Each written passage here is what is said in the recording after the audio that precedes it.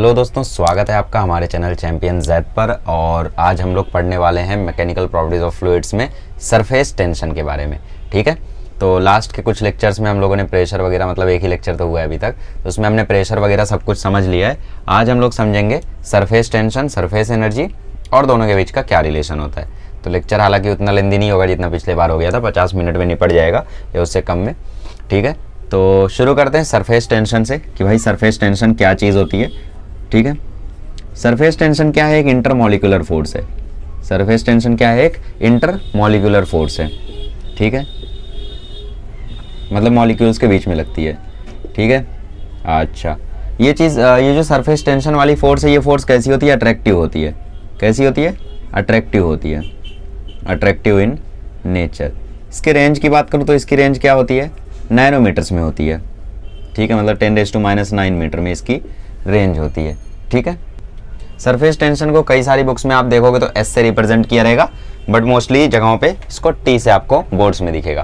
ठीक है, बोर्ड्स में कहीं पर भी एस से नहीं रिप्रेजेंट किया, टी से ही रिप्रेजेंट किया गया है। ठीक है, तो सरफेस टेंशन को टी से रिप्रेजेंट किया गया है।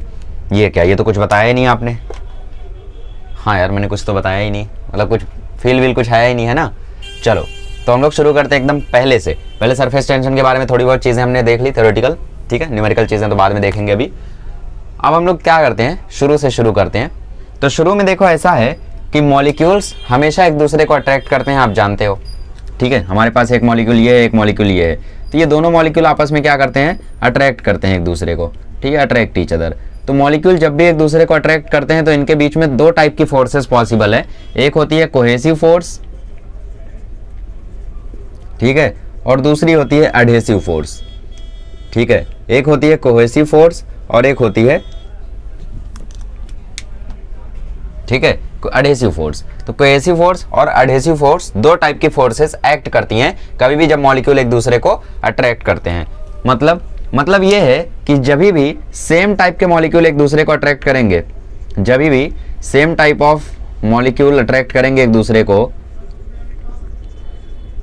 Same type of molecule attract each other, then force of attraction is called cohesive force. ठीक है, उस केस में जो फोर्स आएगा वो कौन सा फोर्स होगा? कोहेसिव फोर्स होगा। इसका एग्जांपल क्या है? जैसे आप पानी पानी रख दो तो पानी पानी क्या जुड़ जाते हैं, है ना। तो क्या है उनके बीच में? कोहेसिव फोर्स है। ये H2O और यहाँ पे H2O, तो H2O आपस में जुड़ जाते हैं, तो इनके बीच में क्या होती है? कोहेसिव फोर्स होती है। ठीक है, एडहेसिव फोर्स मतलब the force which acts between different type of substances. ठीक है, different type of molecule attract तो इसमें भी करेंगे लेकिन डिफरेंट होंगे। ठीक है, different type of molecule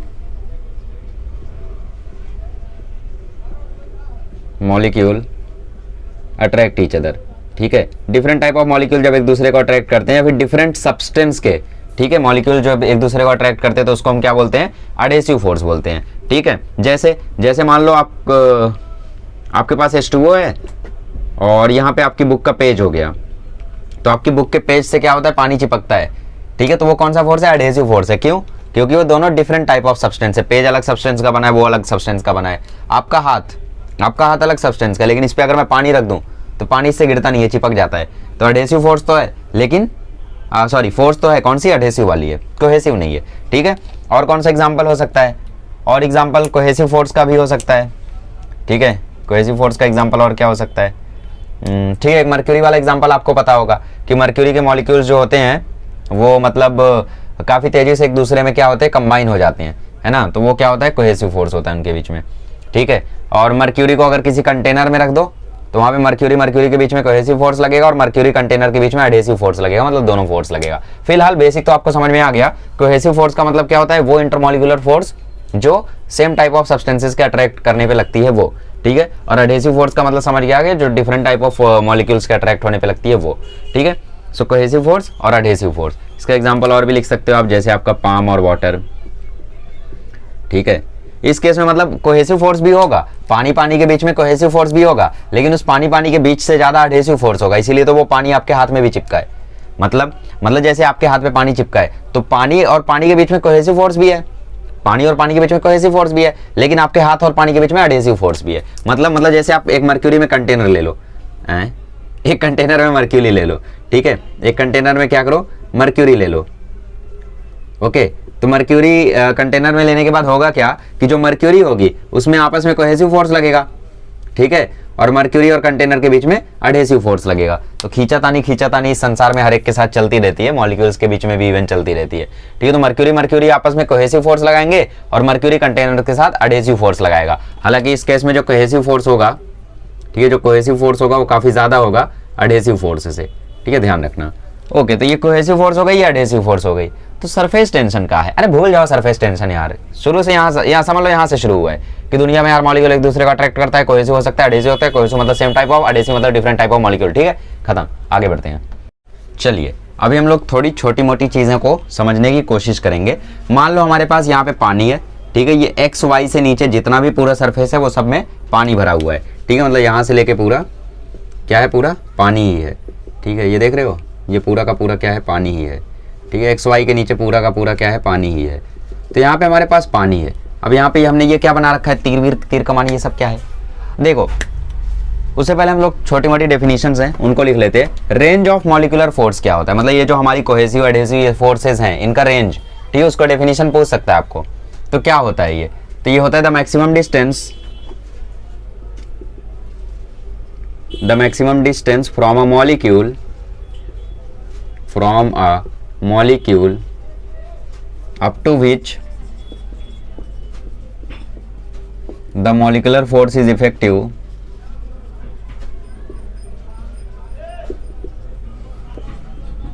is called range of molecular force, ठीक है, मतलब बेसिकली जहां तक मॉलिक्यूलर फोर्स की पहुंच है, जहां तक मॉलिक्यूलर फोर्स इफेक्टिव है उसको हम क्या बोलते हैं, उसको बोलते हैं रेंज ऑफ मॉलिक्यूलर फोर्स। और ये जनरली होता है कितने में, ये होता है नैनोमीटर्स में, आपको मैंने बताया था है ना, नैनोमीटर्स तक इसकी रेंज होती है। कोहेसिव फोर्स ले लो, एडहेसिव फोर्स ले लो, ये बाकी सरफेस टेंशन मैंने भी बताया नहीं आपको, जब बता दूंगा तो वो भी समझ जाओगे, है ना।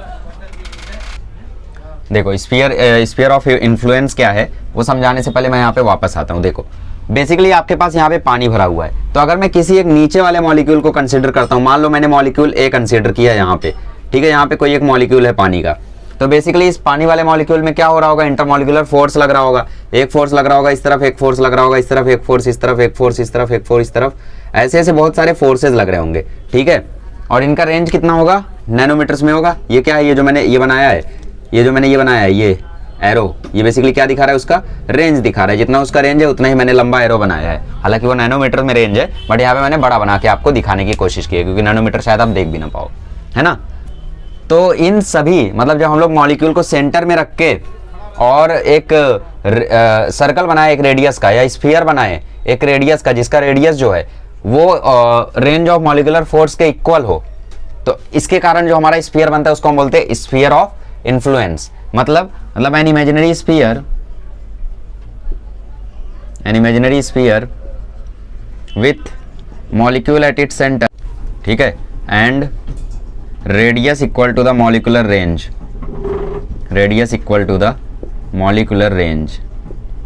ठीक है। तो स्फीयर ऑफ इन्फ्लुएंस क्या होता है, एक इमेजिनरी स्फीयर होता है जिसका जो रेडियस होता है, ये जो रेडियस इसका दिख रहा है, ये मॉलिक्यूलर रेंज के इक्वल है और मॉलिक्यूल जो है वो सेंटर में है, ठीक है, ठीक है। अच्छा, तो यहाँ पे मुझे एक बात बताओ, जब मॉलिक्यूल एकदम नीचे है तो यहाँ पे इसके पास वाले मॉलिक्यूल से अट्रैक्ट हो रहा होगा, तो हो क्या रहा है कि मॉलिक्यूल नीचे अट्रैक्ट कर रहे हैं तो कुछ मॉलिक्यूल ऊपर अट्रैक्ट कर रहे हैं, कुछ मॉलिक्यूल दाएं अट्रैक्ट कर रहे हैं तो कुछ मॉलिक्यूल बाएं भी अट्रैक्ट कर रहे हैं। तो इसके कारण हो क्या रहा है, ओवरऑल यहाँ पे रिजल्टेंट जीरो हो जा रहा है, मतलब इस फोर्स का कोई इफेक्ट नहीं आ रहा है, तो इसके कारण नेट फोर्स जो है वो जीरो हो जा रहा है। चलिए अभी हम लोग देखते हैं कि भाई सरफेस फिल्म क्या होती है, ठीक है। सरफेस फिल्म बेसिकली एक लेयर है लिक्विड का, जिसका जो थिकनेस है वो रेंज ऑफ मॉलिक्यूलर फोर्स के इक्वल है। मतलब जैसे मैंने इस स्फीयर को थोड़ा सा गड़बड़ बनाया है, अगर मैं इस स्फीयर को ढंग से बनाऊं, इस स्फीयर ऑफ इन्फ्लुएंस को, तो ये तीर इसके एंड तक आएगा, ठीक है, तो ये स्फीयर कुछ ऐसा बनेगा। तो बेसिकली यहाँ पे आप देख रहे हो कि इसका जो थिकनेस है, बेसिकली सरफेस फिल्म यहाँ पे कौन सी है, यहाँ पे सरफेस फिल्म है हमारी एक्स वाई से एक्स डैश वाई डैश की थिकनेस। ये जो थिकनेस दिख रही है ना, मतलब ये चीज, ये ब्रेथ, यही चीज हमारी क्या है, ये क्या है हमारी सरफेस फिल्म। ये थिकनेस क्या है हमारी सरफेस फिल्म। इसका डेफिनेशन क्या है, the surface layer of the liquid with thickness equal to the range of intermolecular force, intermolecular force, intermolecular है, ठीक है। तो जब एक स्लाइस हम लोग लेते हैं, जिस स्लाइस का जो थिकनेस है वो किसके इक्वल आ जाए, सरफेस फिल्म के मतलब जो थिकनेस है वो किसके इक्वल आ जाए, रेंज ऑफ इंटरमॉलिक्यूलर फोर्स के इक्वल आ जाए। जैसे ये आपका लेयर है ना, तो इसका जब आप थिकनेस देख रहे हो तो ये थिकनेस किसके इक्वल है, ये ध्यान से देखो, रेंज ऑफ इंटरमॉलिक्यूलर फोर्स के इक्वल है। तो इसी को हम क्या बोलते हैं, इसी को हम बोलते हैं सरफेस फिल्म। डेफिनेशन आए हैं पहले, इसीलिए मैं लिख के दे रहा हूँ, इंपॉर्टेंट है, ठीक है। Free surface of a liquid मतलब क्या होता है, फ्री सरफेस मतलब वो सरफेस जो कोई भी शियर फोर्स फील ना करता हो, ठीक है। शियर फोर्स मतलब कौन सा फोर्स, बेसिकली आप बोल सकते हो इसको कंप्रेसिव फोर्स या फिर इलोंगेटिव फोर्स, ठीक है, ठीक है। जो सरफेस कोई भी शियर स्ट्रेस फील ना करता हो, the surface which does not experiences any shear stress, ठीक है, उसी को हम क्या बोलते हैं, उसी को हम बोलते हैं फ्री सरफेस, ठीक है। तो इतनी सारी कहानी क्यों लिखी, बस आपको बताना था लिख लिख के, और कुछ नहीं, ठीक है। अब हम लोग इस पर वापस आते हैं और इसको थोड़ा डिटेल में डिस्कस करते हैं, ठीक है। तो थोड़ा सा मैं इसको रफ कर देता हूँ। सारे डेफिनेशन आपने लिख लिए, सारे डेफिनेशन लिख लिए ना, चलो अब मैं इसको रफ करके आपको इस डायग्राम के बारे में सारी चीजें बताता हूँ, ठीक है। रफ करके क्यों, क्योंकि बेसिकली इसके लिए एक बड़ा डायग्राम लगेगा, मुझे दोबारा से बनाना पड़ेगा, ठीक है। तो बेसिकली अभी तक तो हम लोगों ने कुछ खास सीखा नहीं है, कोहेसिव एडहेसिव फोर्स सीखा है और ये 2-3 डेफिनेशंस देखे जो कि आईएमपी हैं ऑब्वियसली, ठीक है। मुझे पता है मैंने थोड़ा टाइम पास किया है यहाँ पे डेफिनेशन बता के, लेकिन आईएमपी था इसलिए बताया है ना, वरना मैं छोड़ भी सकता था, आ जाओ। तो यहाँ पे हमारे पास वही सरफेस दोबारा से आ गई है, ये हमारा एक्स डैश वाई डैश और ये हमारा एक्स वाई सरफेस, ठीक है। ये हमारा एक्स वाई सरफेस, हमारा जो मॉलिक्यूल है वो मान लो यहाँ पे रखा हुआ है, एक मॉलिक्यूल तो यहाँ पे हमारा, तो इसके साथ क्या हो रहा है, हर तरफ फोर्स लग के क्या हो रहा है, हर फोर्स क्या कर रही है, एक दूसरे को कैंसल आउट कर रही है, क्या कर रही है वो, एक दूसरे को कैंसल आउट कर रही है ना। तो एक दूसरे को कैंसल आउट करने के बाद यहाँ पे नेट कोहेसिव फोर्स क्या हो रहा है, 0 हो रहा है ना। मान लो हमारे पास कोई मॉलिक्यूल यहाँ पे सरफेस पे है, पानी के सरफेस में, तो पानी के सरफेस में जब मॉलिक्यूल होगा तो होगा क्या, यहाँ लगेगा, यहाँ लगेगा, यहाँ लगेगा, यहाँ लगेगा, यहाँ लगेगा, यहाँ लगेगा, ऐसे फोर्स लगेगा। लेकिन क्या ऊपर फोर्स लगेगा, नहीं लगेगा, लगेगा, क्यों, क्योंकि ऊपर एयर है और नीचे आपके पास वाटर है, तो वाटर और एयर के बीच में एडहेसिव फोर्स लगेगा। मतलब इस दुनिया में सारे मॉलिक्यूल एक दूसरे को अट्रैक्ट करते हैं, जैसे मैं इस फोन को अट्रैक्ट कर रहा हूँ तो ये एडहेसिव फोर्स है, ठीक है। तो एयर और वाटर वाला यहाँ पे एडहेसिव फोर्स लगेगा, पर वो उतना इफेक्टिव नहीं होगा, क्यों, क्योंकि एयर और वाटर का एडहेसिव फोर्स बहुत ही हल्का होता है, बहुत मतलब बहुत ही ज्यादा हल्का होता है, ठीक है। बट वाटर और वाटर का कोहेसिव फोर्स बहुत ज्यादा होता है। दो पानी को करीब में रखो, आप ध्यान से देखोगे दोनों जल्दी मिल जाएंगे, है ना। तो बेसिकली होता क्या है कि यहाँ पे जो आपका वाटर है उसके मॉलिक्यूल के बीच में कोहेसिव फोर्स बहुत ज्यादा लग रहा है एज कम्पेयर टू वाटर और एयर का एडहेसिव फोर्स, ठीक है। मतलब ऐसा मत बोल देना कि यहाँ पे ऊपर कोई फोर्स ही नहीं लग रहा है एडहेसिव फोर्स एयर और वाटर के बीच का, लेकिन इफेक्टिव नहीं है उतना, ठीक है। नीचे का कोहेसिव फोर्स बहुत ज्यादा इफेक्टिव है। तो अब क्या होगा, अभी तक क्या हो रहा था, ये इसको कैंसिल कर दिया, ये इसको कैंसिल कर दिया, ये इसको कैंसिल कर दिया, ये इसको कैंसिल कर दिया, ऐसा मतलब इसने इसको कैंसिल कर दिया, तो सबने एक दूसरे को कैंसिल करके यहाँ पे नेट क्या कर दिया था, एफ नेट क्या कर दिया था, 0 कर दिया था। लेकिन क्या आपकी बार नेट फोर्स 0 हो रहा है, नहीं हो रहा है, क्यों, क्योंकि अब की बार इसने मान लो इसको कैंसिल कर दिया, लेकिन बाकी सबका रिजल्टेंट तुम ध्यान से देखो तो नीचे की तरफ बन रहा है, ठीक है। मतलब जो अब की बार एफ नेट बन रहा है वो 0 तो नहीं बन रहा है, ठीक है, कुछ तो यहाँ पे फोर्स बन रही है। तो होता क्या है, बेसिकली सारे लेयर्स जो होते हैं ना पानी में जो लेयर्स होते हैं वो एक दूसरे को क्या करते हैं, अट्रैक्ट करते हैं, ठीक है। पानी में जो लेयर्स होते हैं वो क्या करते हैं, लेयर्स में जो मॉलिक्यूल होते हैं वो एक दूसरे को क्या करते हैं, अट्रैक्ट करते हैं, ठीक है। और इस अट्रैक्शन के कारण उनके ऊपर एक नेट फोर्स डेवलप होता है, ठीक है। जैसे ये मान लो तुम्हारा मॉलिक्यूल है पानी का, ठीक है। हाँ, जंजीरें नहीं बना रहा हूं मैं, जंजीरों से था नहीं, जंजीरों से नहीं था, ठीक है। अंधेरों, अब ठीक है, गाना नहीं गा रहा हूं मैं, हाँ यार वैसे मैं गाना नहीं गाता लेक्चर के बीच में, नहीं गाना चाहिए यार, है ना। आपके घर वाले भी बोलेंगे कॉमेडी शो देख रहा है क्या, अब ठीक है। तो यहाँ पे मान लो ये वाटर के मॉलिक्यूल्स है, तो वाटर के मॉलिक्यूल क्या करते हैं, एक दूसरे को बहुत ही ज्यादा अट्रैक्ट करते हैं। तो नीचे वाले मॉलिक्यूल का तो ठीक है भाई, इधर से अट्रैक्ट किया, इधर से अट्रैक्ट किया, कैंसल आउट, ऊपर से अट्रैक्ट किया, नीचे से अट्रैक्ट किया, कैंसल आउट। लेकिन जो सरफेस पे मॉलिक्यूल्स होते हैं उनका तो अट्रैक्शन तगड़ा होता है डाउनवर्ड डायरेक्शन में। तो इन्हीं डाउनवर्ड डायरेक्शन के अट्रैक्शन के कारण इन मॉलिक्यूल्स में क्या आता है, एक स्ट्रेच आता है। जैसे आपको मैं अगर थोड़ा सा फील कराने की कोशिश कर रहा हूँ तो एग्जांपल मेरे पास क्या एग्जांपल ले सकते हो, मान लो आपके पास एक हेयर बैंड है, ठीक है। हेयर बैंड होता है ना जो मतलब रबर टाइप होता है और उसको ऐसा लगाते हैं, ठीक है, स्टाइलिश लोग हेयर बैंड, अरे समझ गए होगे यार, ठीक है। तो उसको जब आप स्ट्रेच करते हो, अब मान लो वो हेयर बैंड जो है वो वाटर का अपर मोस्ट लेयर है, ठीक है। और उसको आप ऐसे स्ट्रेच करो, ठीक है, चारों तरफ से ऐसे स्ट्रेच करो, स्ट्रेच होगा बढ़िया से, तो वही होता है, ठीक है। उसके कारण क्या होता है, इसमें एक स्ट्रेच जनरेट होता है, एक टेंशन जनरेट होती है, इसको हम बोलते हैं सरफेस टेंशन। यहाँ से आता है सरफेस टेंशन का कंसेप्ट। अभी बहुत दूर है सरफेस टेंशन, टेंशन मतलब अभी बहुत कुछ बताऊंगा मैं, ठीक है। सरफेस टेंशन मैथमेटिकली क्या है, उसकी इंटरमॉलिक्यूलर थ्योरी क्या है बताऊंगा, सब बताऊंगा। फिलहाल ये बेसिक थ्योरी, ठीक है।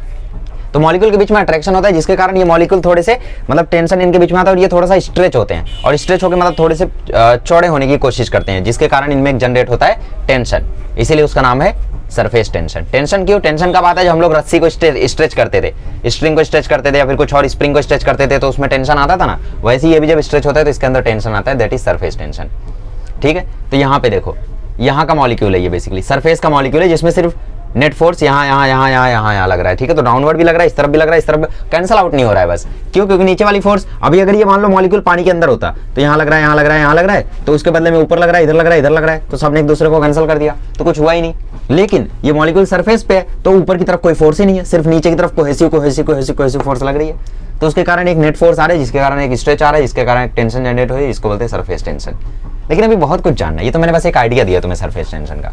आया मजा, आया कि नहीं, मजा आना चाहिए, ठीक है। तो ये हुआ हमारा सरफेस टेंशन का छोटा सा फील। अब हम लोग आगे बढ़ते हैं और सरफेस टेंशन को हम लोग मॉलिक्यूलर थ्योरी से समझने की कोशिश करते हैं कि सरफेस टेंशन की मॉलिक्यूलर थ्योरी क्या है, ठीक है। चलिए अभी हम लोग बात करते हैं surface tension on the basis of molecular theory. ये surface tension on the basis of molecular theory,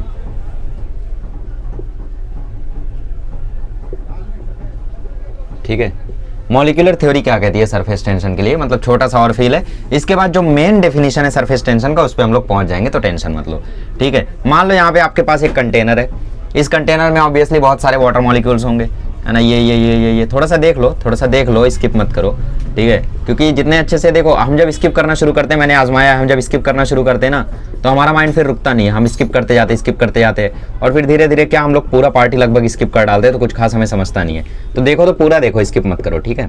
मुझे बनाने दो, ये ऐसा कोई वो नहीं है, स्किप करके आगे जाओगे तो कोई वो नहीं हो जाएगा, ठीक है। 10 सेकंड में बनाऊंगा मैं, 10 9 8 7 6, अरे इतना तेज कहाँ भागती है घड़ी, 10 9 8 7 6 5 4 3 2 1, वैसे घड़ी इतना तेज नहीं चलती है, बट हो गया।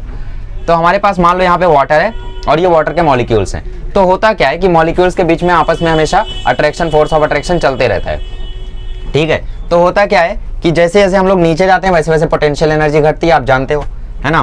तो ये जो ऊपर वाले मॉलिक्यूल्स हैं वो नीचे जाने की कोशिश करते हैं, ठीक है। The molecules at the surface tries to go down, the molecule at the surface tries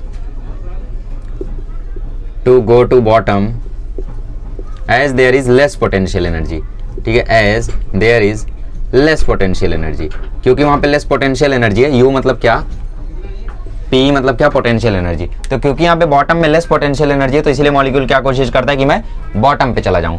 तो मॉलिक्यूल धीरे धीरे सरकता है, ठीक है। तो ये इससे इसके नीचे है, ये इसके नीचे है, ये इसके नीचे है, तो ऐसे ऐसे क्या करता है, सारे मॉलिक्यूल नीचे सेटल डाउन होने की कोशिश करते हैं। लेकिन फिर वही बात है, सारे तो सेटल डाउन हो नहीं पाएंगे, जितनी जगह है उतने ही हो पाएंगे। तो कुछ कुछ मॉलिक्यूल क्या होते हैं, नीचे सेटल डाउन हो जाते हैं। अब देखो आफ्टर वाली सिचुएशन कैसी आती है। आफ्टर वाली सिचुएशन में थोड़ी छोटी बना रहा हूँ, ये मॉलिक्यूल बचा, ये मॉलिक्यूल बचा, ये मॉलिक्यूल बचा, ये मॉलिक्यूल बचा, और यहाँ पे मान लो एक और मॉलिक्यूल बचा। बाकी सारे मॉलिक्यूल जो हैं वो नीचे सेटल हो गए, ठीक है। सारे मॉलिक्यूल कैसा, नीचे सेटल हो गए। और मान लो ये जगह पूरी की पूरी क्या हो गई, फुल हो गई, ठीक है। पूरी जगह फुल हो गई। तो हमारे पास ऊपर सरफेस पे इतने मॉलिक्यूल्स बचे हुए हैं। तो अब देखो यहाँ पे मॉलिक्यूल्स के बीच में गैप कम हो गया है। तो अब होता क्या है, इन मॉलिक्यूल्स के बीच में कोहेसिव फोर्स लगना शुरू होता है। यहाँ से लगा, यहाँ से लगा, यहाँ से लगा, यहाँ से लगा, ठीक है, यहाँ से लगा, यहाँ से लगा। तो मॉलिक्यूल्स के बीच में क्या लगना शुरू होता है, कोहेसिव फोर्स लगना शुरू होता है। तो कोहेसिव फोर्स से क्या, ये मॉलिक्यूल्स एक लेयर बना लेते हैं, ठीक है। ये एक ऐसी लेयर बना लेते हैं, एक स्ट्रेच्ड मेम्ब्रेन की तरह। जैसे मैंने बोला ना, एक स्ट्रेच्ड मेम्ब्रेन कैसा होता है, जैसे आप एक हेयर बैंड लो, उस हेयर बैंड को थोड़ा सा ऐसे 4 उंगली से पकड़ के ऐसा थोड़ा सा फैलाने की कोशिश करो, तो वो एक स्ट्रेच्ड मेम्ब्रेन की तरह होगा, ठीक है। तो वैसे ये जो मॉलिक्यूल्स होते हैं ये स्ट्रेच होना शुरू हो जाते हैं कोहेसिव फोर्स के कारण, और स्ट्रेच होकर एक ऐसी लेयर बना लेते हैं, ठीक है। और इस स्ट्रेच्ड लेयर में जो टेंशन जनरेट हुआ है, उसी टेंशन को हम बोलते हैं सरफेस टेंशन। इसी को हम क्या बोलते हैं, इसी को हम बोलते हैं सरफेस टेंशन, ठीक है। समझ में आया क्या था, समझा। सबसे पहले क्या हुआ, सरफेस टेंशन मतलब सबसे पहले क्या हुआ, जो मॉलिक्यूल्स थे वो नीचे जाना शुरू किया, क्योंकि नीचे पोटेंशियल एनर्जी कम थी। अब मॉलिक्यूल जब नीचे जाना शुरू किया तो सारे तो जा नहीं पाएंगे ऑब्वियसली, थोड़े बहुत मॉलिक्यूल ऊपर बचे। अब इन मॉलिक्यूल्स के बीच में आया कोहेसिव फोर्स। कोहेसिव फोर्स के कारण एक दूसरे को मॉलिक्यूल्स क्या करना शुरू किया, अट्रैक्ट करना शुरू किए, और अट्रैक्शन के बाद मॉलिक्यूल्स कैसा, स्ट्रेच हो गए, ठीक है। और ये स्ट्रेच होने के बाद इसमें जो टेंशन जनरेट हुआ उसे हम क्या बोलते हैं, उसे हम बोलते हैं सरफेस टेंशन, ठीक है। और इस सरफेस टेंशन की डायरेक्शन क्या होती है? इस सरफेस टेंशन की डायरेक्शन होती है tangential to the free surface. मतलब free surface of the liquid समझता है, free surface of the liquid मतलब जहां पे कोई भी शियर स्ट्रेस ना लगता हो, मतलब जैसे ये वाला पार्ट, ठीक है। जैसे मान लो तुम्हारे पास ये कोई एक पार्ट है, ठीक है, तो इसके टेंजेंशियल लगेगा, ये तुम्हारा एक फ्री सरफेस है तो सरफेस टेंशन इसके टेंजेंशियल लगेगा यहाँ पर, ठीक है। मतलब बेसिकली टेंजेंट बना दो एक इसके ऊपर, वहां पे लगेगा तुम्हारा सरफेस टेंशन ऐसे, ठीक है। सरफेस टेंशन ऐसे लगता है, यहाँ बना दो, यहाँ बना दो, बहुत सारे सरफेस टेंशन लगेंगे बट 2 बना के हम लोग समझ रहे हैं, ठीक है, समझ रहे हो। तो ऐसा होता है आपका सरफेस टेंशन। समझ में आ गया सरफेस टेंशन क्या होता है? अभी और एक बार समझेंगे सरफेस टेंशन क्या होता है और आपकी और मैथमेटिकल तरीके से समझेंगे, ठीक है, मैथमेटिकली। ओके, तो समझ में आया क्या हुआ? मॉलिक्यूल नीचे गए, कोहेसिव फोर्स लगा, मेम्ब्रेन स्ट्रेच हुआ, स्ट्रेच होने के बाद उनमें जो टेंशन है उसी को बोलते हैं हम लोग सरफेस टेंशन, इस लेयर को, ठीक है। अच्छा, आगे बढ़ते हैं और अभी हम लोग देखते हैं इसका मैथमेटिकल फॉर्म थोड़ा सा। अच्छा, मैथमेटिकल फॉर्म से पहले मुझे एक बात बताओ, आपने ये देखा होगा कि भाई जो सुई होती है वो पानी में आप लोग अगर डाल देते हो तो डूब नहीं जाती, मतलब फोर्स लगा के ना फेंको, अगर उसको फ्री फॉल कराओ और ऐसे फेंकने की जगह अगर आप उसको ऐसे डालो तो तैरती है वहां पे, है ना। आपने ये भी देखा होगा कि जो मच्छर वच्छर होते हैं वो पानी में डूबते नहीं है, वॉक कर सकते हैं उस पे, है ना। मकड़ियां भी क्या होती हैं, वॉक कर सकती हैं, ठीक है। ये सब क्यों होता है पता है? सरफेस टेंशन के कारण। जैसे मान लो तुम्हारे पास यहाँ पे एक कंटेनर है, ठीक है, इस कंटेनर में कैसा है, थोड़ा पानी भर रखा है, ठीक है, यहाँ पे थोड़ा सा पानी आपने भर रखा है। अब इस पानी पे क्या हुआ, यहाँ से एक मकड़ी आके बैठने की कोशिश कर रही है, ठीक है, मकड़ी आके बैठने की कोशिश कर रही है। क्या मतलब, ये तो तुम लग रहे हो, अब मकड़ी है, मकड़ी, ठीक है, आए चलो ठीक है, तो ये मकड़ी है, अब सही है, ठीक है। तो मकड़ी आके, क्या मतलब ये मेरे बालों की तरह, अब ठीक है, तो ये मकड़ी आके यहाँ पे बैठने की कोशिश कर रही है, ठीक है। तो जब मकड़ी आके इस पे बैठने की कोशिश करेगी तो यहाँ पे लगेगा एक सरफेस टेंशन। सरफेस टेंशन कैसा? फ्री सरफेस के टेंजेंशियल होता है, तो यहाँ पे एक टेंशन लगा और एक सरफेस टेंशन यहाँ लगा, ठीक है। मान लो यहाँ पे हॉरिजॉन्टल से ये एंगल बना रहा है थीटा का, ठीक है, तो इस तरफ इसका कंपोनेंट आ जाएगा समथिंग टी डैश, इस तरफ इसका कंपोनेंट आ जाएगा समथिंग टी डैश। हम मान के चल रहे हैं कि टी डैश कंपोनेंट, वैसे आपको पता है टी कॉस थीटा आएगा, पर ठीक है, यहाँ पे उतना वो करना नहीं है। तो ये टेंशन क्योंकि इंक्लाइंड है तो इसके 2 कंपोनेंट होंगे, एक कंपोनेंट हॉरिजॉन्टली होगा जिसको हम टी डैश मान रहे हैं, और एक कंपोनेंट इसका वर्टिकली होगा जिसको हम टी डबल डैश मान रहे हैं। तो इस टी का vertical component T double dash, इस टी का वर्टिकल कंपोनेंट एक और टी डबल डैश, मतलब T double dash plus T double dash. तो ऊपर की तरफ फोर्स क्या लग रहा है? ऊपर की तरफ फोर्स लग रहा है 2t डबल डैश, और डबल डैश क्या है? डबल डैश है vertical component of T, vertical component of T, ठीक है। अब अगर ऐसा हो जाए कि जो मकड़ी है या फिर मच्छर है, जो भी चीज है, उसका वेट इस 2t डबल डैश के इक्वल हो जाए, ठीक है, ऐसा कुछ हो जाए कि जो भी यहाँ पे मकड़ी आ रही है, जो भी यहाँ पे कुछ भी आ रहा है, मच्छर आ रहा है, ठीक है, मक्खी आ रही है, जो भी आ रही है, उसका अगर वेट इस 2t डबल डैश के इक्वल हो जाए तो वो यहाँ पे वॉक कर सकता है, पानी पे चल सकता है, वो लिटरली पानी पे चल सकता है। And this phenomena is due to surface tension. सुई का वजन कितना होता होगा? सुई होती होगी 1 ग्राम की, ठीक है। 1 ग्राम पे तुम 1 ग्राम का जरा फोर्स निकालो, कितना आएगा, mg निकालो 1 ग्राम का। 1 ग्राम मतलब 10⁻³ किलोग्राम, ठीक है, इंटू 10 मान लो, तो 10⁻², तो यार 0.01 न्यूटन। तो 0.01 न्यूटन फोर्स कितना होगा? बहुत कम होगा भाई, इससे तुम्हें कुछ नहीं होगा, 0.01 न्यूटन फोर्स से, ठीक है। और मान लो यहाँ पे टी डबल डैश की वैल्यू कितनी है? टी डबल डैश की वैल्यू मान लो यहाँ पे आ गई 0.5, ठीक है, तो 2 से मल्टीप्लाई करके हो गया वो 1, या फिर 0.05 आ गई। 0.05 क्या हो गई? टी डबल डैश की वैल्यू हो गई, तो 2 से मल्टीप्लाई करके हो जाएगा 0.01। तो 0.01 जब मल्टीप्लाई करके हो गया और mg भी तुम्हारा 0.01 हो रहा था, तो सुई उसमें तैरेगी अनटिल अनलेस तुम उसमें और फोर्स ना लगाओ। जैसे तुम सुई को ऊपर से और थोड़ा सा फोर्स लगा दोगे तो फिर सुई अंदर चली जाएगी, ठीक है। तो यहाँ पे नीचे क्या लग रहा था? नीचे लग रहा था mg इस मकड़ी का, ठीक है, और ऊपर लग रहा था T double dash plus T double dash. तुमने मान लो ऊपर से थोड़ा और फोर्स लगा दिया, उंगली लगा दी थोड़ी सी, तो mg के साथ वो फोर्स ऐड हो गया ना, तो ऑब्वियसली वो 2t डबल डैश से ज्यादा हो जाता है, तो वो डूब जाता है। और जब तक बैलेंस कर रहा है तब तक क्या होता है? ये इस पे वॉक कर सकता है, तैर सकता है, इस पर इसका पूरा राज होता है, ठीक है। तो ये छोटा सा कूल फैक्ट था, बाकी कुछ खास नहीं है, ठीक है। आ जाओ, अभी हम लोग बात करेंगे सरफेस टेंशन के बारे में। अरे भैया, सरफेस टेंशन होता क्या है, एक बार बता दो ना, कितना डेफिनेशन दोगे? अभी तक हमने ये देखा कि surface tension is the tension which is generated due to stretching of molecules of the liquid, ठीक है, इतना हमने समझा। अभी हम लोग देखते हैं एक और चीज। जैसे मान लो तुम एक ओशन देख रहे हो, ओशन नहीं, एक ग्लास में पानी है, सॉरी, एक बकेट में पानी, एक बाल्टी में पानी है, और उस पानी को तुम ऊपर से देख रहे हो, नीचे क्या है? अब ऊपर क्यों जा रहा हूं मैं, नीचे क्या है? बाल्टी है, ठीक है। तुम ऊपर से क्या कर रहे हो? उस बाल्टी को देख रहे हो, तो उस बाल्टी में जो पानी है वो तुम्हें कुछ ऐसा नजर आएगा, ऐसा नजर आएगा तुम्हें, है ना। अब इसमें होगा क्या? जो बाल्टी के अंदर जो मॉलिक्यूल्स है पानी के, वो क्या करेंगे? एक दूसरे को खींचातानी करेंगे, अट्रैक्ट करेंगे, ठीक है। मान लो कोई मॉलिक्यूल यहाँ पे है, एक तरफ वो इस तरफ फोर्स लगा रहा है, फेक इस तरफ फोर्स लगा रहा है, फेक इस तरफ खींच रहा है फोर्स एफ से, एक इस तरफ खींच रहा है फोर्स एफ से, एक ये खींच रहा है फोर्स एफ से, एक ये खींच रहा है फोर्स एफ से, एक ये खींच रहा है फोर्स एफ से, एक और खींच रहा है, एक और खींच रहा है। ठीक है, मतलब ऐसा क्या हो रहा है, मॉलिक्यूल जो है वो एक दूसरे को खींच रहे हैं फोर्स एफ से।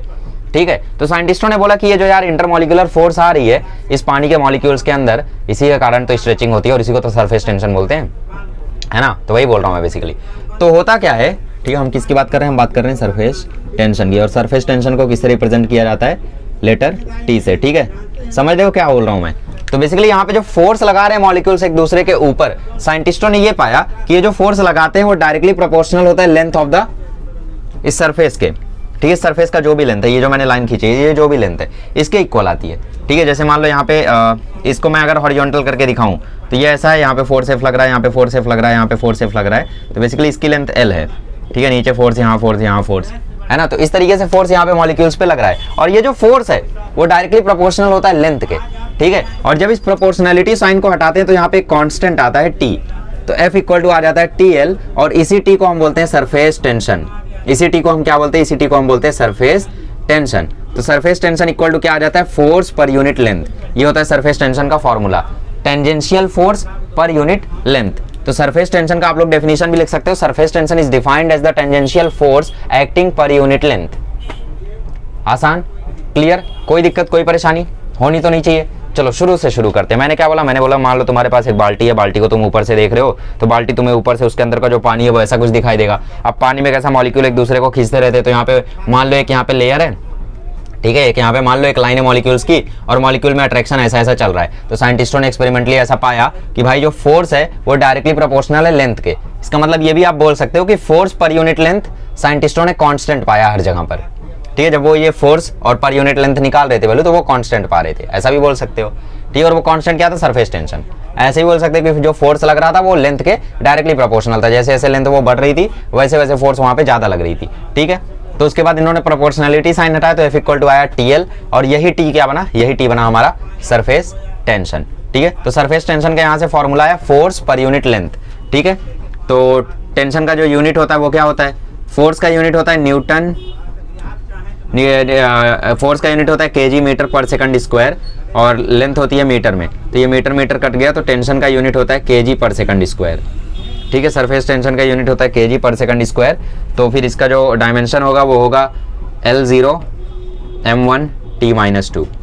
ठीक है, बहरहाल केजी पर सेकंड स्क्वायर में इसको नहीं दिखाया जाता, मैंने डायमेंशन लिखने के लिए बताया, इसको हम लोग न्यूटन पर मीटर से दिखाते हैं। ठीक है, फोर्स पर यूनिट लेंथ तो न्यूटन पर मीटर, ये मैंने डायमेंशन लिखने के लिए ये निकाला यूनिट। तो टेंशन की यूनिट क्या होती है, न्यूटन पर मीटर, और डायमेंशन क्या होता है L1 T-2, sorry M1 T-2। Clear, surface tension के बारे में सब कुछ क्लियर। चलो आगे बढ़ते हैं। ठीक है, तो सरफेस टेंशन की यहाँ पे आप लोग डेफिनेशन देख लो। Surface tension T is defined as the tangential force acting per unit length on both side of an imaginary line drawn on the free surface of the liquid. ऐसे ही मैंने बताया था, तो बस वही चीज़ है। ठीक है, और यहाँ पे सरफेस टेंशन का फॉर्मूला क्या आ जाता है, फोर्स पर यूनिट लेंथ, जैसा कि यहाँ पे लिखा हुआ है। इसकी असाइन यूनिट होती है जूल पर मीटर स्क्वायर, बट जनरली इसको हम लोग कॉमन यूनिट इसकी जो यूज़ की जाती है वो होती है न्यूटन पर मीटर। ठीक है, इसके डायमेंशन होते हैं L0 M1 T-2। ठीक है, इसके अलावा आपकी टेक्स्ट बुक में एक न्यूमेरिकल दे रखा है, तो मैं वो एक न्यूमेरिकल आपको करा देता हूँ। इसमें बोला एक बीकर था रेडियस 10 सेंटीमीटर का, जिसको पानी से भरा गया। अब पानी से भरने के बाद, ठीक है, अच्छा, एक बीकर था आपके पास जिसका रेडियस था 10 सेंटीमीटर। ठीक है, इसका रेडियस कितना था, इसका रेडियस था 10 सेंटीमीटर। अब पानी भरने के बाद इसके डायमेट्रिकल लाइन पे, डायमेट्रिकल लाइन मतलब इसका जो पूरा का पूरा ये लाइन है, इसके ऊपर कितना फोर्स सरफेस टेंशन का आएगा वो आपको कैलकुलेट करना है। और सरफेस टेंशन ऑफ वाटर आपको दे रखा है यहाँ पे 0.075 न्यूटन पर मीटर। ठीक है, तो सरफेस टेंशन आपको दे रखा है और आपको कैलकुलेट कितने लेंथ के लिए करना है, इस पूरे डायमेट्रिकल लेंथ के लिए कैलकुलेट करना है। तो रेडियस 10 सेंटीमीटर है, तो डायमीटर कितना हो जाएगा यहाँ पे 20 सेंटीमीटर, डबल होता है रेडियस का डायमीटर, पता नहीं था। तो डायमीटर इक्वल टू 2r होता है। अच्छा ठीक है, तो डायमीटर इक्वल टू कितना आ जाएगा 0.2 मीटर। ठीक है, तो बेसिकली कितने लेंथ पर एक्ट कर रहा है 0.2 मीटर पर, तो हमें 0.2 मीटर के लिए कैलकुलेशन करना है। हमें पता है सरफेस टेंशन इक्वल टू होता है force per unit length, but हमें इस केस में क्या निकालना है, फोर्स निकालना है कि कितना फोर्स हो रहा है वहाँ पे डायमेट्रिकल लेंथ पे। तो एफ इक्वल टू क्या आ जाएगा, एफ इक्वल टू आ जाएगा TL। ठीक है, टेंशन कितना है यहाँ पे 0.075 और लेंथ कितनी है 0.2, कैलकुलेट कर लोगे तो 0.0015 आ जाएगा। ठीक है, ओके 0.015 आ जाएगा बेसिकली। तो ये हो गया तुम्हारा एक न्यूमेरिकल। ठीक है, अब मैं एक्सरसाइज में भी देख लेता हूँ, क्योंकि आज का लेक्चर थोड़ा छोटा है, तो मैं आपको न्यूमेरिकल के भी क्वेश्चन करा सकता हूँ, एक्सरसाइज के भी क्वेश्चन 2-3 करा सकता हूँ। ठीक है, बाद में भी कराऊंगा, ऐसा कोई वो नहीं है कि अभी करा दिया तो बाद में नहीं कराऊंगा, टेंशन मतलब। ये सरफेस टेंशन का कोई क्वेश्चन है तो मैं वो करा देता हूँ, बाकी देखते हैं अभी। चलिए अभी हम लोग बात करते हैं सरफेस एनर्जी की। ठीक है, न्यूमेरिकल जितने भी थे सरफेस टेंशन के नहीं थे, सारे के सारे सरफेस एनर्जी के हैं। तो टेंशन मतलब किसी ने मुझसे बोला था कमेंट्स में, ठीक है, सो हमने बोला था कि सरफेस एनर्जी सरफेस टेंशन के न्यूमेरिकल्स करा दीजिएगा, तो मुझे मिले नहीं, बट ठीक है, मुझे लग रहा है वो सरफेस एनर्जी की ही बात कर रहे थे, तो मैं सरफेस एनर्जी के आपको 3 न्यूमेरिकल करा दूंगा या 2 न्यूमेरिकल करा दूंगा। खुश? चलो आ जाओ, सरफेस एनर्जी की चर्चा करते हैं अभी हम लोग, और फॉर्मूला इसका क्या आता है वो देखते हैं। ठीक है, सबसे पहली बात, सरफेस एनर्जी होती क्या है? तो surface energy it is the amount of energy which is carried by the molecule present at the free surface of the liquid. ठीक है, it is the amount of energy carried by the molecules present at the free surface of the liquid. Molecules present at the free surface of the liquid. Present at the free surface of the liquid. ठीक है, मतलब free surface पर जो भी molecules present होते हैं उनमें जो भी एनर्जी होती है वो क्या उसे हम क्या कहते हैं? उसे हम कहते हैं सरफेस एनर्जी कहते हैं। ठीक है, ओके। अब मॉलिक्यूल्स क्या कोशिश करते हैं कि वो सरफेस एनर्जी को रिड्यूस करें। ठीक है, so molecules try to reduce the surface energy. ठीक है, और ये सरफेस एनर्जी क्या है? पोटेंशियल एनर्जी है मॉलिक्यूल्स की। तो मॉलिक्यूल्स अपनी पोटेंशियल एनर्जी कम करने की कोशिश करते हैं। Molecules try to reduce the potential energy, surface energy लिख दो। Molecules try to reduce the surface energy, और सरफेस एनर्जी रिड्यूस करने का एक ही तरीका है कि तुम सरफेस एरिया कम कर दो, by reducing the surface area. अब इसका आप लोगों के पास एक लाइव एग्जांपल आ सकता है। ठीक है, क्या आ सकता है लाइव एग्जांपल? यहाँ पे डेरिवेशन में आप लोगों को दिया हुआ है PQRS। ठीक है, Q', ठीक है। तो बेसिकली होता क्या है, मान लो यहाँ पे आपके पास एक फ्रेम है। ठीक है, ये फ्रेम कैसा हो सकता है? एक मोबाइल का कवर हो सकता है। मोबाइल का कवर आप लोगों ने देखा होगा, है ना? कैसा मोबाइल का कवर ऐसा होता है? मैं भी क्या बोल रहा हूँ। मान लो यहाँ पे मेरे पास, ओह भाई फोन गिर गया, खैर अपना फ़ोन है, कुछ होता नहीं है इसको, है ना? तो ओके, तो ये मेरे पास एक फ़ोन है। ओके, तो अब इसी फ़ोन में आप लोग देखोगे, अच्छा खबर था इसलिए बच गया। तो यहाँ पे इस फ़ोन को मान लो एक फ्रेम है। ठीक है, और इस फ़ोन में मैं क्या कर रहा हूँ? एक रॉड लगा रहा हूँ। पहले मैंने क्या किया, इस फ़ोन के फ्रेम को लिया। इस फ़ोन का फ्रेम क्या है? देखो बहुत ही बढ़िया है, ऊपर से भी एक लेयर है और नीचे से भी एक लेयर है ना? और उसी चीज़ को मैं यहाँ पे 2D में ड्रॉ कर रहा हूँ, तो प्लीज़ अज्यूम करने की कोशिश करना। PQRS। मैंने क्या किया, इस फ्रेम को पहले सोप बबल में डिप किया, सोप बबल में डिप किया या पानी में डिप किया या कहीं तो डिप किया, और फिर उसके बाद मैंने QR पे एक लाके रॉड रख दी। ठीक है, पतली सी एक सुई जैसी मैंने लाके रॉड रख दी। ठीक है, तो रॉड रखने के बाद होगा क्या कि यहाँ पे मॉलिक्यूल्स क्या कोशिश करेंगे? सरफेस टेंशन लगाएंगे और इसको QR को पीछे लाने की कोशिश करेंगे, है ना? सरफेस टेंशन लगाएंगे और इस QR को पीछे लाने की कोशिश करेंगे, और मान लो इसकी लेंथ कितनी है? L है। ठीक है, तो मॉलिक्यूल्स कोशिश करेंगे कि भैया इसको कम किया जाए, सरफेस एरिया को कम किया जाए, ताकि सरफेस एनर्जी कम की जाए। कौन से मॉलिक्यूल्स? वाटर के मॉलिक्यूल्स या फिर सोप के मॉलिक्यूल्स, जो भी होंगे। तो हम क्या करेंगे, हम यहाँ पे एक F' फोर्स लगा के इस QR को इस तरफ लेके आ जाएंगे और आगे लेकर आ जाएंगे। ठीक है, हम और चला के भाई इस QR को हम लोग और थोड़ा सा आगे लेकर आ गए, Q', ठीक है। मान लो हम डिस्टेंस dx आगे लेकर आए। ठीक है, ओके, डिस्टेंस dx हम लोग आगे लेकर आए इन मॉलिक्यूल्स को। मैं क्या कैलकुलेट करना चाहता हूँ? मैं कैलकुलेट करना चाहता हूँ कि सरफेस एनर्जी कितनी है इसकी। और सरफेस एनर्जी कैलकुलेट करने का क्या तरीका है कि मैं इसी फोर्स को अपोजिट डायरेक्शन में dx डिस्प्लेसमेंट करा दूं, और dx डिस्प्लेसमेंट कराने में मुझे कितना वर्क डन करना पड़ा वो वर्क डन निकाल दूं, और जो वर्क डन आएगा वही वर्क डन स्टोर हो जाएगा in the form of surface energy. That's it. आसान? ओके, नहीं समझे? फिर से समझाता हूँ। ये मेरा फोन का कवर था, एक फ्रेम था। इस फ्रेम को मैंने क्या किया? सोप बबल में डिप किया या फिर पानी में डिप किया, और फिर उसके बाद इसके अंदर मैंने एक रॉड लगा दी, बहुत ही पतली सी एक सुई लगा दी।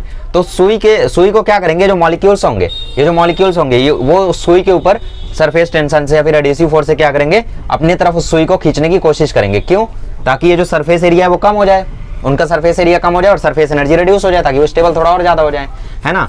ओके, तो खींचने की कोशिश करेंगे। तो हमने क्या किया? हमने dx डिस्प्लेस कर दिया इसको आगे। ठीक है, आगे लेकर चले गए हम लोग, इस QR को आगे लेकर चले गए Q', पे। ठीक है, और हमें यही कैलकुलेट करना है कि भाई यहाँ पे कितना एनर्जी स्टोर हुआ इसके अंदर, और जो एनर्जी होगा वही हमारा सरफेस एनर्जी हो जाएगा। आसान है? समझ गया अभी तक क्या बोला मैंने? अब हम क्या करते हैं? dx डिस्प्लेसमेंट हमने किया और हमें क्या निकालना है? हमें निकालना है सरफेस एनर्जी, और मैंने बोला वो एनर्जी किसके इक्वल हो जाएगी? जितना हम लोग वर्क डन करेंगे उसके इक्वल। तो यहाँ पे F क्या है, F is the force exerted by the film to reduce the area.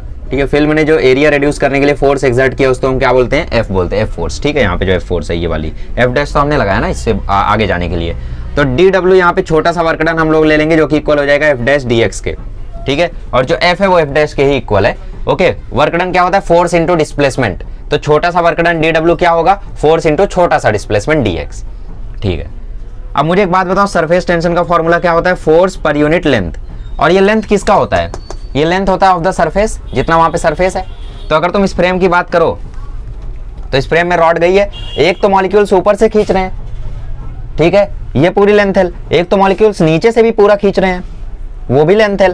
तो L और L ऐसा मिला के यहाँ पे 2L हो जाता है। ठीक है, तो आपकी बार टेंशन का फॉर्मूला आ जाता है F/2L। मतलब बेसिकली फॉर्मूला, मेन फॉर्मूला नहीं चेंज हुआ है, मेन फॉर्मूला क्या है, tangential force per unit length. ठीक है, टेंजेंशियल फोर्स के नीचे क्या आएगा, मतलब जितनी भी लेंथ ऑफ द सरफेस होगी। तो यहाँ पे सरफेस की लेंथ कितनी है, एक सरफेस की लेंथ है L, बट क्योंकि यहाँ पे डबल सरफेस है, ठीक है, इस रॉड को हमने उसके अंदर रखा हुआ है, तो यहाँ पे 2L आएगा। तो F/2L, तो सरफेस टेंशन इक्वल टू आ गया F/2L। तो F इक्वल टू क्या आ जाएगा, 2TL आ जाएगा। मतलब इस 2L को यहाँ मल्टीप्लाई किया तो 2LT हुआ, इधर उधर करके 2TL हो गया। तो इसको हम लोग यहाँ पे डाल देते हैं। सो DW इज इक्वल टू क्या हो जाएगा, 2TL dx हो जाएगा, क्योंकि जो आपका F है वही आपका F डैश है बेसिकली, इसको ऐसा भी लिख ही सकते हो, बात एक ही है, कोई दिक्कत नहीं है उसमें। ठीक है, तो DW इक्वल टू क्या आ गया, 2TL dx आ गया। ठीक है, अब मैं क्या करता हूं, करना क्या है, काम तो हो ही गया है। तो DW इज इक्वल टू क्या हो जाएगा, T इंटू 2L dx हो जाएगा। ठीक है, अब अगर तुम ध्यान से देखो तो ये मेरा जो फ्रेम था, इस फ्रेम में इसकी लेंथ कितनी है L, इसकी लेंथ कितनी है L, और ये थिकनेस यहाँ पे मैंने बना रखी है, हाँ थिकनेस है, ठीक है, ये मैंने बना रखा है, ये क्या है, ये है dx। ठीक है, तो बेसिकली अगर मैं इस L को इस L से मल्टीप्लाई करके इस dx से मल्टीप्लाई कर दूं तो ये पूरा इसका एरिया हो जाएगा।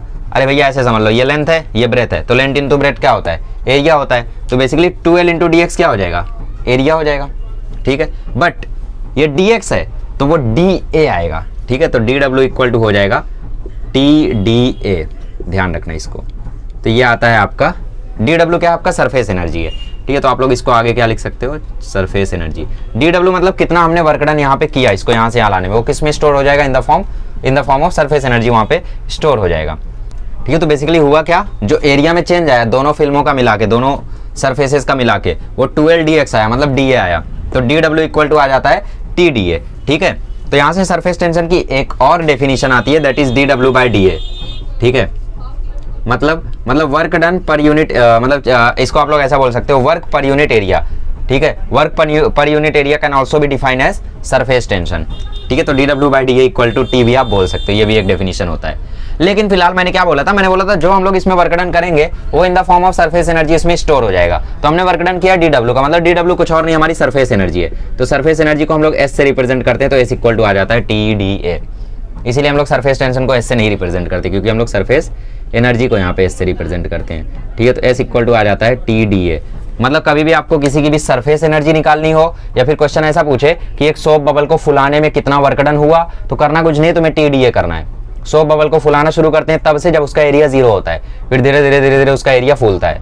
अच्छा, एक और चीज, जब भी तुम सोप बबल की बात करोगे तो वहां पे फॉर्मूला तुम TdA की जगह 2TdA यूज करोगे। क्यों? क्योंकि सोप बबल बेसिकली होता क्या है, सोप बबल होता है एक छोटा सर्कल और एक बड़ा सर्कल, और उन दोनों सर्कल के बीच में कुछ लिक्विड। ठीक है, तो उस केस में तुम लोग S equal to 2DA use करोगे, 2TdA यूज करोगे। लेकिन जब भी तुम एक ड्रॉपलेट की बात करोगे, किसी और चीज की बात करोगे, तो उस केस में तुम S equal to TdA use करोगे। जैसे यहाँ पे एक न्यूमेरिकल दिया हुआ है, इस न्यूमेरिकल में सोप बबल की ही बात की है, तो इस केस में सोप बबल की बात की, इसलिए देखो A equal to 2 into 4πr² किया इसने। ठीक है, फॉर्मूला इसमें डबल लगाया चेंज इन एरिया को। ठीक है, ओके, समझ में आ गया। एक सोप बबल को फुलाने में कितना वर्क डन होगा, या फिर बहुत सारे मर्क्यूरी आके कोलैप्स करके एक बन गए, या फिर बहुत सारे फूट के अलग अलग हो गए, क्या वर्क डन हुआ, ये ऐसे बहुत सारे क्वेश्चन आएंगे, सब में एक फॉर्मूला है TdA। बहुत इंपॉर्टेंट है भाई, बहुत इंपॉर्टेंट है मेरे भाई, क्यों नहीं समझ रहे हो इसको, याद करो इसको। ठीक है, अच्छा, तो डेरिवेशन समझ में आ गया, आ सकता है, derive the relation between surface energy and surface tension. तो आप लोगों को डेरिवेशन बहुत ही ज़्यादा छोटा सा है, याद रखना है। ठीक है, आधा डायग्राम मतलब डायग्राम वगैरह पे भी अच्छा खासा मार्क्स होता है आपका, तो डायग्राम अच्छे से पूरा याद करके जाना आप लोग। ठीक है, फंसना मत कहीं पर। ओके, तो मैं क्या बोल रहा था, मैं बोल रहा था S equal to T D A. आपको ये फॉर्मूला ध्यान रखना है और साथ में ये भी ध्यान रखना है कि कभी भी सोप बबल का क्वेश्चन आएगा तो उसमें आप 2TDA यूज करोगे। ठीक है, 2TDA क्यों यूज करोगे मैंने वो भी एक्सप्लेन कर दिया। ठीक है, S इक्वल टू फॉर्मूला होता है TDA, लेकिन for the case of soap bubble के केस में आप लोग हमेशा ध्यान रखना S इक्वल टू यूज करना 2TDA। ठीक है, DA क्या होता है, चेंज इन एरिया। पहले एरिया कितना था, अब एरिया कितना है। तो 2TDA क्यों यूज करोगे, बिकॉज सोप बबल क्या होता है, एक छोटा सर्कल और एक बड़ा सर्कल, और इन दोनों सर्कल के बीच में क्या होता है, वो लिक्विड होता है। ठीक है, ये होता है आपका एक बबल। तो बेसिकली ये दोनों के बीच का डिस्टेंस जो होता है वो उतना ज़्यादा तो होता नहीं है। तो ये अगर इसका रेडियस R है तो इसका रेडियस भी हम लोग अप्रॉक्सीमेटली R ही मान लेते हैं। ठीक है, तो टोटल एरिया जब निकालेंगे तो 4πr² प्लस 4πr², तो 2 × 4πr² हो जाता है ये, समझ रहे हो। तो इसका एरिया डबल हो जाता है, तो इसीलिए 2TDA। ठीक है, अगर नहीं समझा कुछ तो रट्टा मार लो, S इक्वल टू 2TDA। और जिनको समझ गया वो समझ गए होंगे कि यहाँ पे दो सर्कल इसीलिए डबल एरिया हो जाता है। बाकी ड्रॉपलेट वगैरह सिंगल सर्कल की होती है तो S इक्वल टू TDA ही यूज होता है। अब इसके ऊपर 2-3 न्यूमेरिकल मैं करा देता हूँ, बाकी कुछ खास तो है नहीं। ठीक है, सब कुछ मैंने आपको बता ही दिया। अच्छा, सरफेस एनर्जी का कहीं पे डेफिनेशन होगा। Okay, the work done in stretching the film is stored in the area. ठीक है, दिस इज ठीक है, ये तो नहीं है। ये सरफेस एनर्जी का डेफिनेशन देख लेना आप लोग एक बार। ठीक है, देख लेना आप लोग जो भी है। ओके, तो मैं यहाँ पे क्वेश्चन आप लोगों को करा देता हूँ। Surface tension is also equal to surface energy per unit area. जैसा कि मैंने बोला कि surface energy per unit area कर दो तो वो भी इक्वल टू क्या आ जाएगा, सरफेस टेंशन आ जाएगा। यहाँ ना लिख के मैं यहाँ लिखता हूँ, वरना तुम सोचोगे कि भाई 2 कहाँ गया। ठीक है, ये एक स्पेशल केस है सोप बबल के लिए, आप 2 को ध्यान रखना। S/DA इक्वल टू T हो जाएगा। ठीक है, ओके, जैसे यहाँ पे क्वेश्चन पूछा है example number 2.5, calculate the work done in blowing a soap bubble to a radius of 1 centimetre. ठीक है, कितने रेडियस तक ले गए, 1 सेंटीमीटर तक ले गए। और सरफेस टेंशन सोप बबल की होती है 2.5 × 10⁻² न्यूटन पर मीटर। ठीक है, तो बेसिकली इसका रेडियस कितना दिया, 1 सेंटीमीटर। SI यूनिट में 0.01 मीटर। हम फॉर्मूला लगाते हैं, हमें क्या निकालना है, वर्क डन इन ब्लोइंग, मतलब हम लोगों ने कितना काम किया इसको फुलाने में। ठीक है, तो हमें कुछ नहीं करना है, वही फॉर्मूला लगाना है, S इक्वल टू 2TDA। ठीक है, तो S इक्वल टू 2, टेंशन कितना, 2.5 × 10⁻², DA मतलब final area minus initial area.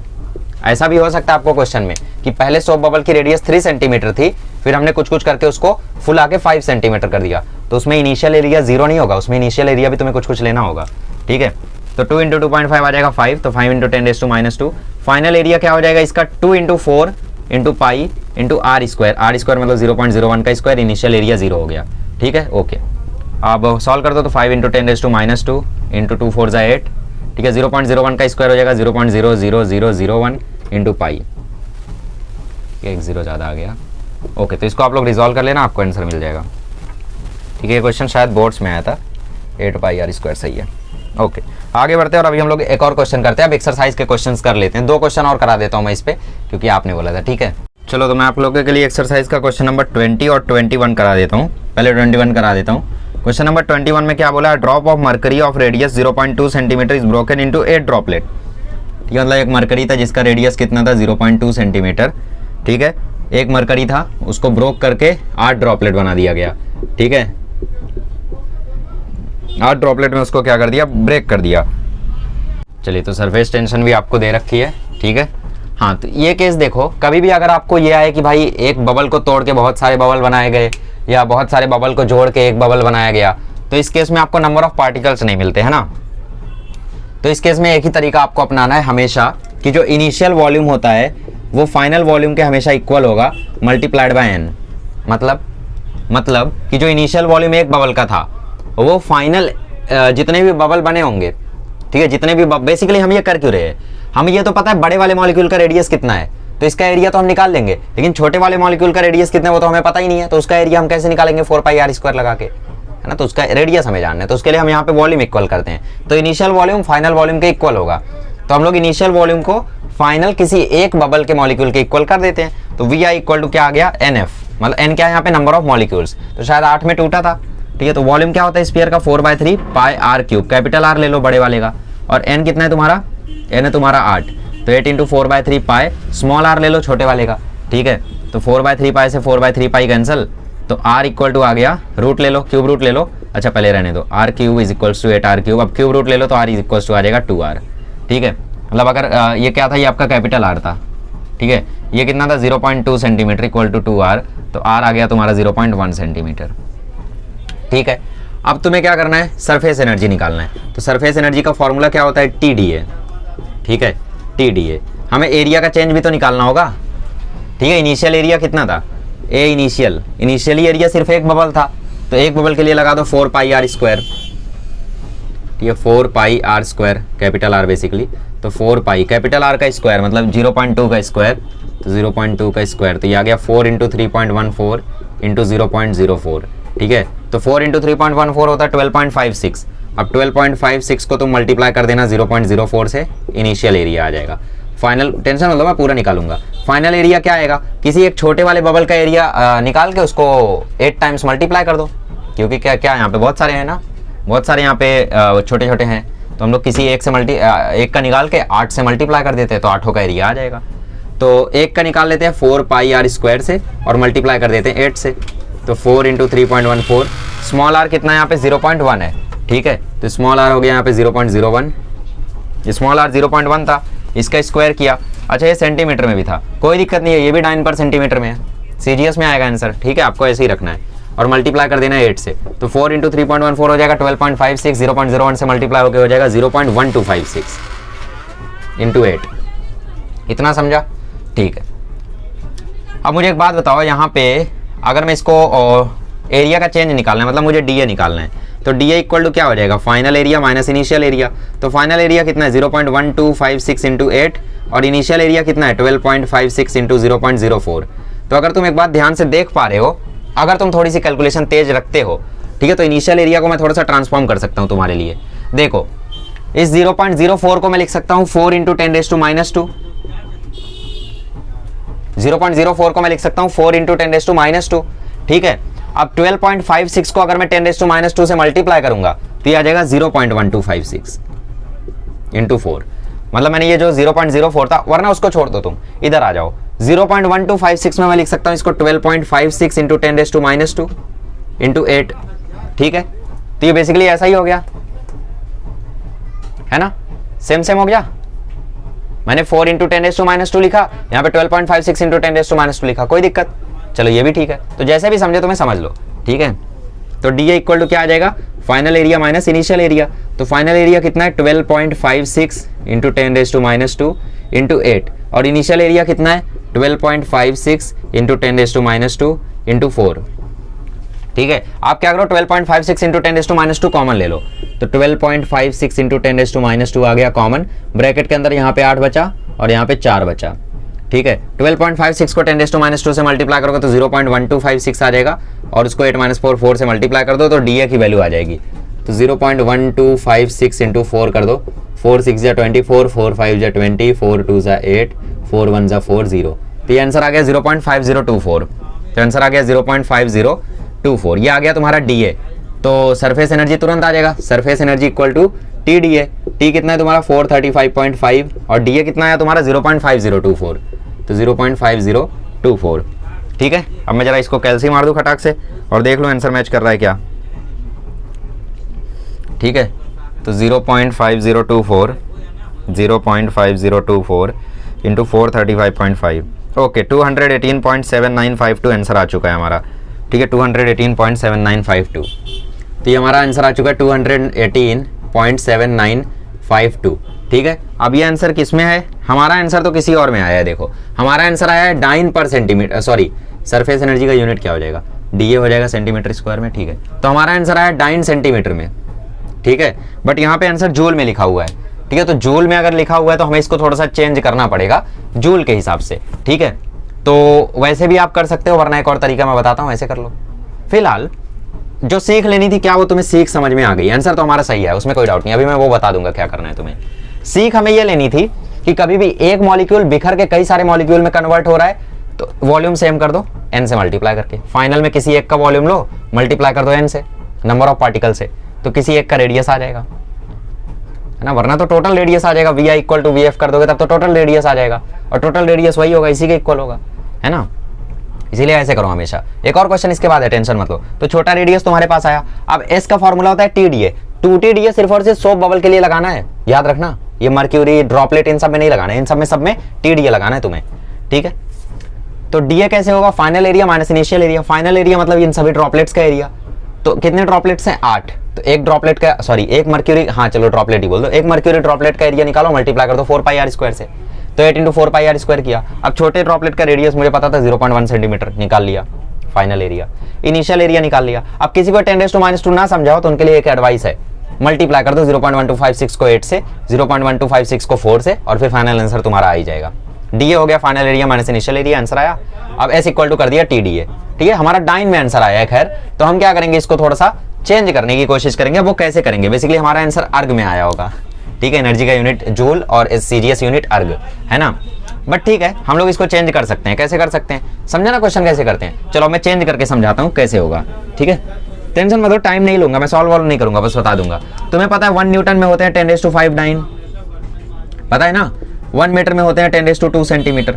इसका मतलब 1 डाइन में कितना न्यूटन, 1 डाइन में 10⁻⁻5 न्यूटन, ठीक है, और 1 सेंटीमीटर में 10⁻² मीटर, है ना। तो ये बेसिकली तुम्हें डाइन पर सेंटीमीटर में दिया था, तो टेंशन तुम्हारा हो जाएगा 435.5। यहाँ पे क्या था, तुम्हारा डाइन था, डाइन की जगह क्या आना चाहिए, न्यूटन, तो 10⁻⁵ न्यूटन। नीचे क्या था, सेंटीमीटर, क्या आना चाहिए, मीटर, तो 10⁻² मीटर। तो तुम्हारा सरफेस टेंशन आ गया 435.5 × 10⁻³ न्यूटन पर मीटर, ठीक है। ये आ गया तुम्हारा सरफेस टेंशन न्यूटन पर मीटर में। Clear, okay okay. करना क्या है, बेसिकली क्या किया मैंने, दोनों तरफ मैंने 10⁵ से डिवाइड कर दिया, तो ये 1 बन गया, और ये 10⁻⁵ बन गया, क्योंकि 10⁵ ऊपर गया, ऐसे समझ सकते हैं ना। तो 1 डाइन आ गया इतना, और यहाँ पे मैंने 10⁻² से दोनों जगह डिवाइड किया, तो यहाँ गया तो 10⁻² बन गया, और यहाँ पे 1 बन गया। समझ गया ना, आसान है। चलो तो टेंशन आ गया हमारा, सरफेस टेंशन आ गया, ठीक है। अब एरिया की बात करो, तो इसमें रेडियस किस में रखना था तुम्हें, मीटर में रखना था, ठीक है। तो सेंटीमीटर स्क्वायर हो रहा है, बेसिकली r² हो रहा है, तो 10⁻² से मल्टीप्लाई कर दो दोनों जगहों पे, ठीक है। तो डीए में क्या करो तुम, 10⁻² से जस्ट मल्टीप्लाई कर दो, तो मल्टीप्लाई कर दोगे तो फाइनली सब मिला जुला के तुम्हारा जो आंसर है वो 2.18 करके आ जाएगा जूल में, ठीक है। 2.18 × 10⁻5 जूल, ठीक है। चलो मैं निकाल भी देता हूँ, देखो मैं निकाल भी देता हूँ। बेसिकली तुम्हारा इनिशियल एरिया इतना आया है ना, तो इसमें क्या करना है, तुम्हें सेंटीमीटर को मीटर में कन्वर्ट करना है। तो एरिया किस में होता है, सेंटीमीटर स्क्वायर में होता है, तो 1 सेंटीमीटर स्क्वायर = 10⁻² मीटर होता है, ठीक है। तो सेंटीमीटर स्क्वायर क्या हो जाएगा, 10⁻² का स्क्वायर, ठीक। वही स्क्वायर यहाँ भी आएगा, मतलब दोनों जगहों पे 10⁻4 ही आना है। तो 10⁻4 से क्यों ना मैं इसी को मल्टीप्लाई कर दूं, तो इसी को अगर मैं 10⁻4 से मल्टीप्लाई कर दूं और इसको 10⁻3 से मल्टीप्लाई कर दूं, तो टोटल हो जाएगा 10⁻7, और बाकी सब सेम रखो, तो मेरा आंसर यही आएगा 218.7952 × 10⁻7, ठीक है। अब क्या करूं मैं, 10⁻7 को मुझे क्या करना है, क्योंकि मुझे पता है ये डेसिमल हमेशा एक नंबर के बाद लगाते हैं, ठीक है। अच्छा ठीक है, मैं क्या काम करता हूँ, मैं पूरा दोबारा सॉल्व कर देता हूँ। अब जिसको नहीं देखना है वो 5 मिनट स्किप कर दो, क्योंकि मुझे पता है बाकी सारे लोगों को बहुत डाउट हो रहा है ना। चलो देखो मैं फिर से सॉल्व कर देता हूँ।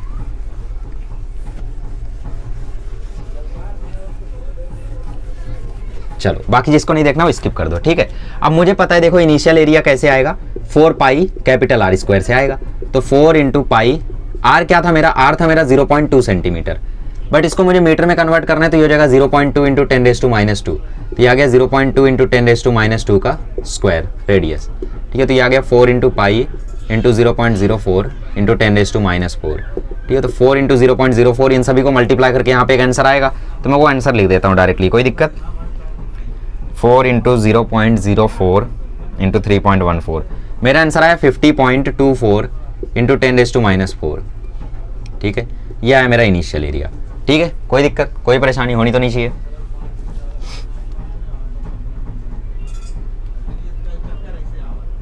(12.56 × 0.04), ओके 0.5024 आया, ठीक है। 4 × 3.14 12.56, उसको इससे किया तो ये आया, ठीक है। फाइनल एरिया मैं निकालूं तो n × 4πr² आ जाएगा, ठीक है। छोटा r, तो n कितना है मेरा 8 × 4 × 3.14, स्मॉल r था मेरा 0.1, उसको मीटर में कन्वर्ट करने के लिए 10⁻² से मल्टीप्लाई किया, तो 8 4 32, ठीक है। 32 × 3.14 × 0.1, ओ सॉरी × 0.1 × 0.1, तो मेरा आंसर आ गया, ठीक है, 32 ×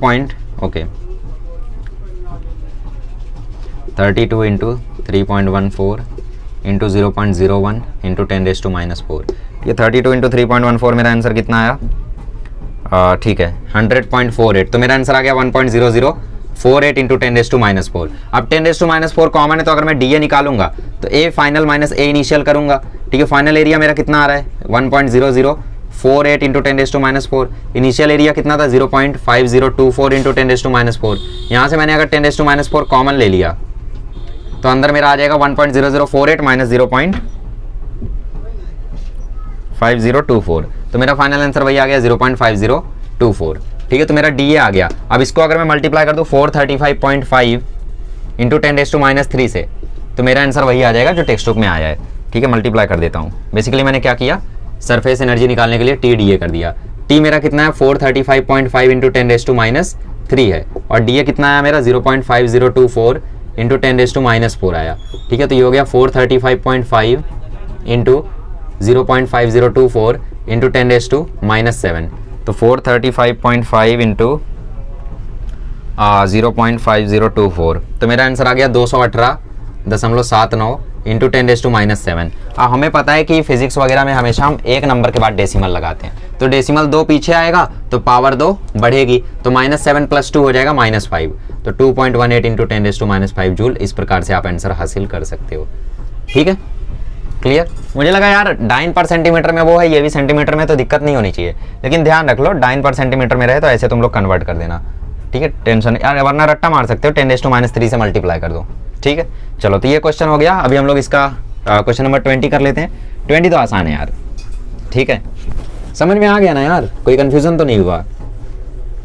अब मैं सोचता हूँ कि मुझे डायरेक्टली ऐसे ही सॉल्व करना चाहिए था, मैंने फोकट वो किया। हाँ यार, ये तो है ना। चलो, फिलहाल मैंने दोनों तरीका बता दिया आप लोगों को, ठीक है। कभी भी एंड में चेंज करना हो तो कैसे करोगे, जैसे हमने पहले एंड में किया, फिर हमने टोटल शुरू से लेके किया, है ना। तो ध्यान रखना आप लोग। आइए, वैसे पीछे आंसर अगर जूल में ना दे के अर्ग में दिया होता तो हमारा काम हो जाता, और मुझे लगा कि अर्ग में ही दिया है ना। खैर, जो भी है। क्वेश्चन नंबर 20 में बोला है 27 ड्रॉपलेट ऑफ वाटर, 27 ड्रॉपलेट मिला के वो एक ड्रॉपलेट बना लिया, इसको बोलते हैं कोलेस करना, ठीक है। ओके, 27 ड्रॉपलेट मिला के एक ड्रॉपलेट बनाया, और बड़े ड्रॉपलेट की जो रेडियस है वो ना देके आपको छोटे ड्रॉपलेट की रेडियस दिया 0.1 millimetre. Surface tension of water दिया 0.072 न्यूटन पर मीटर दे दिया। चलो ठीक है, ठीक है। और रेडियस कितना दिया छोटे ड्रॉपलेट का 0.01 मिलीमीटर दे रखा है। वाह भाई, 0.1 नहीं 0.01, अच्छा 0.1, ठीक है। 0.1 मिलीमीटर, 0.1 मिलीमीटर मतलब 0.1 इंटू 10⁻³ मीटर, मतलब ये 0.1 भी होता है 10⁻⁻1, तो 10⁻⁻1 इंटू 10⁻³ मीटर, मतलब ये 10⁻⁴ मीटर। तो रेडियस छोटे वाले बबल का दिया 10⁻⁴ मीटर। मुझे क्या करना है, दोनों का वॉल्यूम बराबर करना है। तो V initial equal to N into V initial equal to V final, क्योंकि शुरू में ज़्यादा पार्टिकल्स है ना, तो शुरू में 27 है, तो 27 इंटू 4/3 पाई, छोटे वाले बबल का रेडियस 10⁻⁴ का cube equal to final volume 4/3 pi capital R का क्यूब, ठीक है। 4/3 पाई 4/3 पाई खत्म, तो 27 इंटू, अच्छा इसको कैपिटल R मान लो थोड़ी देर के लिए, सॉरी स्मॉल r मान लो क्योंकि छोटा रेडियस है, तो स्मॉल r का क्यूब, तो 27 स्मॉल r का क्यूब बराबर कैपिटल R का क्यूब। क्यूब रूट ले लो दोनों तरफ, 27 का क्यूब हो जाएगा 3, r का क्यूब रूट हो जाएगा r, और ये हो जाएगा r, तो कैपिटल R तुम्हारा आ गया 3r के इक्वल, और r कितना है तुम्हारा 10⁻⁴ हो गया ये कैपिटल R।